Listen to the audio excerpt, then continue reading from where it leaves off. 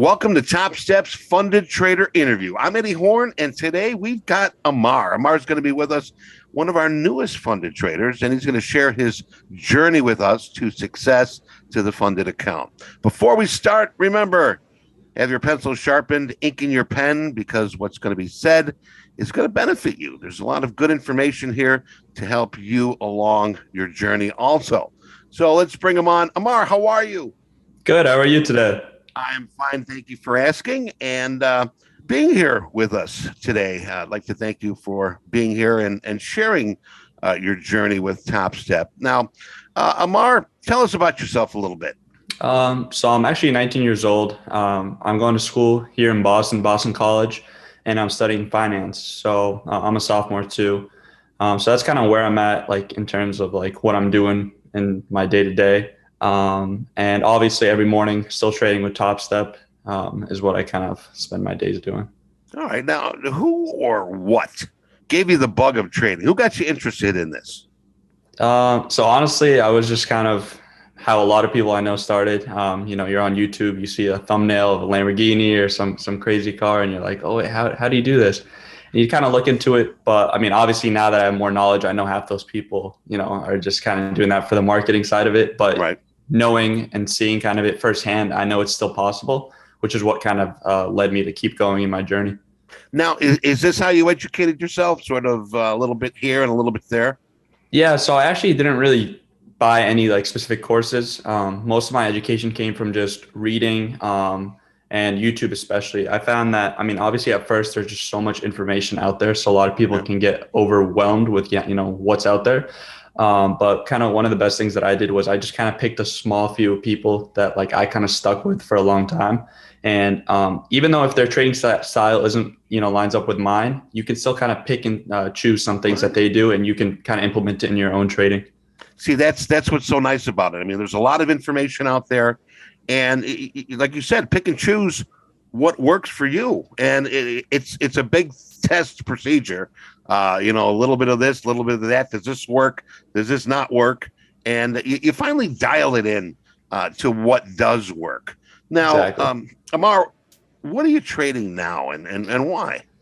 So right now I'm just sticking to the ES futures. I'm just picking. I picked those because it's kind of like over time you get a feel for how something trades.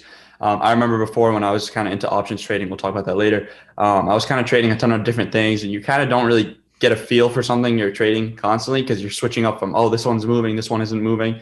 So by trading just ES futures, and I trade every single day, I kind of see some patterns that, the S&P 500 does that for some people might shake them out. But for me, like I've seen this before. I know the move is still intact and just kind of little things like that. Which is why, I really like trading SB. I used to hate it first because a lot of times I find it like, we'd have like a clean, easy uptrend, and then out of nowhere, this huge red candle comes out, but only for it to get bought back up. So kind of just things like that I kind of noticed from, just trading it every single day. And it's actually, I've seen much success doing that. Right. In trading, remember, expect the unexpected. That's always the safest way to go. How long have you been here with us at Topstep? I've actually been with you guys since May of 2022. So okay. A little shorter than most of the traders I've seen on these interviews. However, I started with the $50,000 account. And after kind of the first month, I just wanted to switch up to the $150,000. I just didn't really feel comfortable with kind of that size. Like I wanted a little more size, but still kind of lowering my daily losses and daily profits just so I can have a more cushion. Okay. How many combines did you have? Probably a solid amount. I don't have an exact number, but you probably can count on my hand. Okay, good. All right, good. So you're moving along pretty decent. In May, I mean, it takes a while, and it's not easy. Trading is not easy, but once you can find a path that works for you, you stay on that path, and keep moving forward. And that's what you did, and that's why you got funded. Indicators. Do you use any? At first, I had 30,000 indicators on my screen, as sure. Everyone has. But over time, I kind of realized that, my favorite three things to just look at when trading is obviously just candle, price action, volume, and then I'll have like an EMA just kind of sometimes when I like to hold some like one contract or something, I just kind of like ride the EMA. If it goes my way, it goes my way. If I get stopped out, I get stopped out.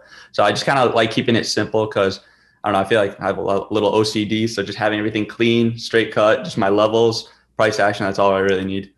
Okay. Now, how about your strength? What are you most proud of in your strength of trading? I feel like my strength when it comes to trading is just kind of waiting for the setup to come. A lot of times, I wait till 9:30 and then I'll find myself a minute into the market. I'm already into something which I usually wouldn't, it's not a high probability trade.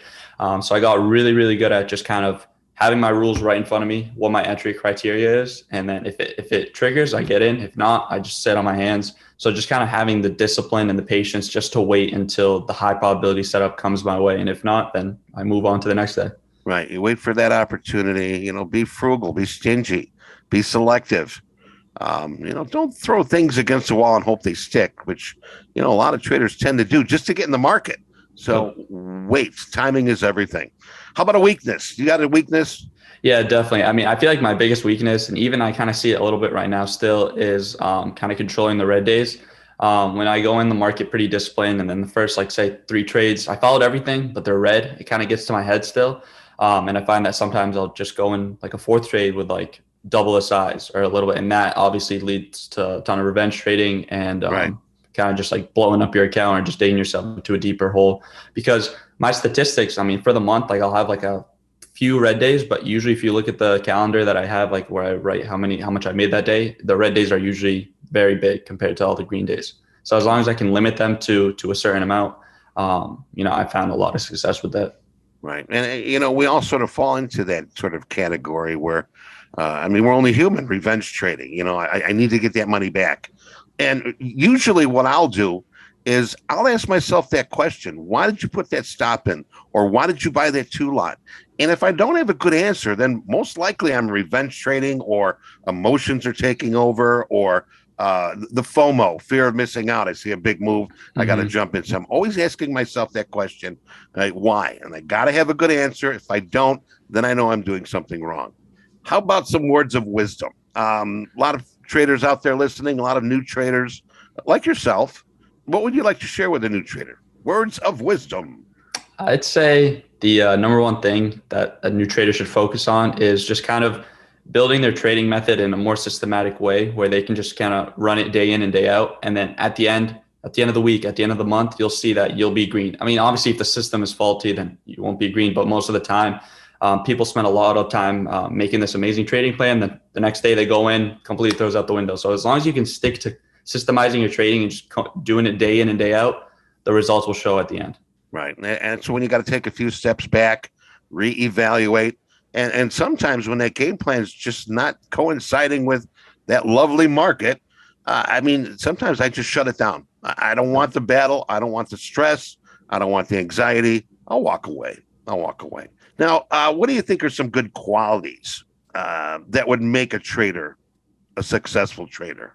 I feel like kind of what we've already touched upon, but patience and discipline are the number one things that people should focus on. And like everyone, they always say, "Oh, I always hear this on Instagram, patience, discipline." But people really underestimate how important those two are. Because if one thing goes wrong, you either throw one out the window. One thing goes wrong, you throw them both out the window, and you find yourself, just getting yourself into a bigger hole. So I feel like just having this discipline, and you can practice this by things outside of trading. Starting to go to the gym. That's what I did. I started, a schedule of when I go to the gym every day, how much time I read during the day, just like kind of doing small things in your day to day, which remind you that, oh, I do have some discipline, and that can kind of transform into your trading. All right. Now, I see that you're working out. You're mentally and physically preparing yourself for a good trade day, and that's the way to go. Good job. Now, everyone's looking to continue to grow. What are you hoping to continue to work on most right now? I feel like the biggest thing that I want to continue working on is just kind of how long I can stay into kind of seeing constant growth in my account. Because I noticed a lot when I was trading options, I kind of have the longest like green streak I kind of had was like a month and a little bit, but there was like some red days in between, but then I found myself, I just blew up. So kind of one thing that I'm really working on now is just kind of continue, because I'm already at like a month right now, fully green, even though like adding both combines. So I want to see how long I can keep it up. And obviously like, I don't want to think about like any drawdowns, but I just want to keep that going. Okay. Now, all of us as traders, we see the highest of highs and the lowest of lows, and We all have to make adjustments. How were you able to make adjustments as you went along, and what were some of the most significant improvements you've made in your trading? Yeah, so I feel like one of the biggest things that helped me make these adjustments is kind of staying really disciplined into making sure I journal every single day. A lot of times, you have a green day, you're so happy to journal about this, it's going to be the best. And then you have a red day, you're like, I'll just do it tomorrow. I'll trade better tomorrow and then I'll do them both. But me just sticking to every single night, I come in and after I finish all my college work, I want to finish my homework first. I just want to have kind of like a clear head, ready to just do this journal, get ready for the next day, and I'll fill it out. And you just got to be completely honest with yourself. A lot of people just kind of justify their wrongdoings, but if you're just going to do that, you're really never going to learn from your mistakes. If you read my journal, I just get cut right to it. Like, what are you doing here? This is no entry. You're just entering because you didn't get a signal early on in the day. You shouldn't be trading this time of day. Just things like that over time. Then once you see it every single day, you're like, all right, if I cut this out, guess I would have made X amount more money this month. And you just start picking up on those little things, which I've honestly found a lot of success when I stuck to that journal every single day. You gotta do the work. And like you said, on a losing day, I'll do it tomorrow. That's when you should be journaling the most. And this is something where you've got to fix, you've got to fine tune, you've got to change things a little bit. So on those bad days, make sure those are the most important days to journal. But props to you for journaling. A lot of traders don't like to do it, or I don't got the time, but it does help. It does help.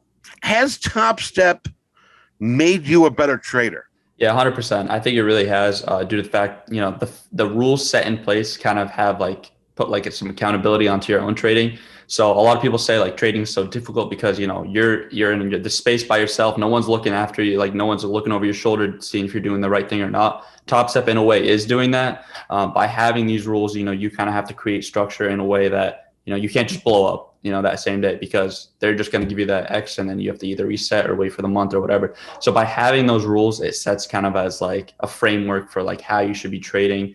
And it's like, all right, they're holding me accountable for what I do. I have to do X, Y, Z. Right. Exactly. And I mean, that's a good bit of sharing knowledge, is approaching it that way and looking at it that way. As if you're by yourself, a lot of us are lone wolf traders, or like I said before, you got to ask yourself questions. If you're sitting there by yourself, ask yourself questions. Why am I doing this? Have a right answer. Have a good answer. What do you like most about Topstep? I feel like obviously the rules, like I said, because that significantly made my trading better. Also the Discord. And although like I don't kind of use it in the morning with other traders, because I found myself like kind of having some biases when I see other people's opinions. So I kind of just do my own thing and then hop on it after I'm done trading. But I just love the Discord in a way where, any time of day you ask a question, you'll just get it answered. Like it doesn't matter when it is. There's so many people. So there's such a good community on that Discord where, even if you're a new trader or you're experienced, everyone kind of treats everybody the same there, and you'll get anything answered at any time of the day, basically. I like that new Discord channel too. There's a lot of information, a lot of sharing, a lot of good people, and it's been built. It's been built up the correct way. I know there's a lot of options out there, a lot of forums and chat channels, and I'm one of the admins there, and I'm very proud to say that it's working very well. There's great people in there, so I'm glad that you're in there and you're taking advantage of it.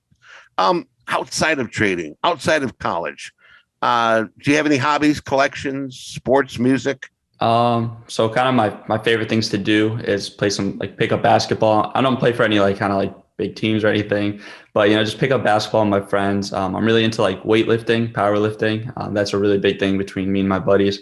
And then obviously now that we're in the NFL season, I love watching football. Fantasy football is a really big thing too. So that's kind of what I spend my time doing. Favorite team? Patriots, obviously. Patriots, obviously. It's like when we had the Bulls, 6 championships in 7 years. But I appreciate that. So go Pats. Go Pats. Now, okay, time for the fun question. All right, good news. You got good news. You inherited $1 million tax-free from a long-lost uncle who's passed on to greater pastures. How are you going to spend this money? Are you going to invest it, spend it, share it with me? So I mean, I don't want to give the generic, finance bro answer. So I'll just kind of keep it realistic here. I'd obviously take probably like 200,000 of that money and just buy my favorite car. Because I just a lot of what got me into trading, obviously, how I talked about the YouTube Sure. thumbnails of the cars is the I just have a huge love for cars. I always go to car shows, so I'd probably take that first 200K, buy some kind of car. What kind? That What kind of car? I mean, it's specifically probably a BMW M5 competition. Those are kind of going for, I mean, M5. upwards in like 130,000, but The I have 70 the M5. M5. That is a badass car. Nice. Okay. Yeah. And then obviously with the rest of the money, I don't really like spending too much on like clothing or anything expensive. So I'd probably just put it the rest in kind of just investments. Right now, market's obviously taking a dip, so it's a good time to buy, especially for somebody my age. Well, that's good. Yeah, somebody your age, and hey, props to you. I mean, young. If it's like you've got your head screwed on correctly. I mean, you're doing the right things. You're going to college. You're taking time out. You're learning trading. You're working out, and it's a very impressive interview here. And once again, I really appreciate you being with us here. And all the best going forward. And just remember, Topstep is here for you. And if you do need us, just give us a call. So once again, yeah, Ammar, thank you very much for being with us. Don't forget to like and subscribe this channel. And until we meet again, I'm Eddie Horn. Stay focused, stay positive, trade well, and take care.